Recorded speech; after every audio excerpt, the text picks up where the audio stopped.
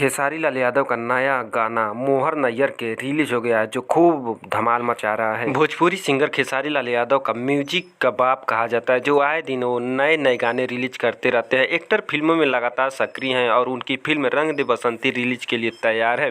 Film का नया गाना भी रिलीज हो चुका है। इसी के साथ खेसारी लाल यादव नए गाने के साथ एक बार फिर दस्तक दे चुके हैं। तो चलिए आगे हम और जानते हैं, लेकिन उससे पहले अगर आप चैनल पर नए हैं तो चैनल को सब्सक्राइब, वीडियो को लाइक, शेयर और कमेंट जरूर करें। खेसारी लाल यादव के इस नए गाने का नाम है मोहर नैयर के, जिसे आज सुबह 6:30 बजे सुर म्यूजिक वर्ल्ड पर रिलीज किया गया है, जिस पर 2 लाख से ज़्यादा व्यूज और भर भर के लाइक मिल रहे हैं। खेसारी लाल यादव के फैंस इस गाने को सुनने के लिए कल से बहुत एक्साइटेड थे और आज इस गाने को रिलीज होते ही फैंस खूब प्यार दे रहे हैं। इस गाने के वीडियो में खेसारी लाल यादव के साथ भोजपुरी की वायरल गर्ल काजल नजर आ रहे हैं, जिनकी केमिस्ट्री खूब धमाल की लग रही है।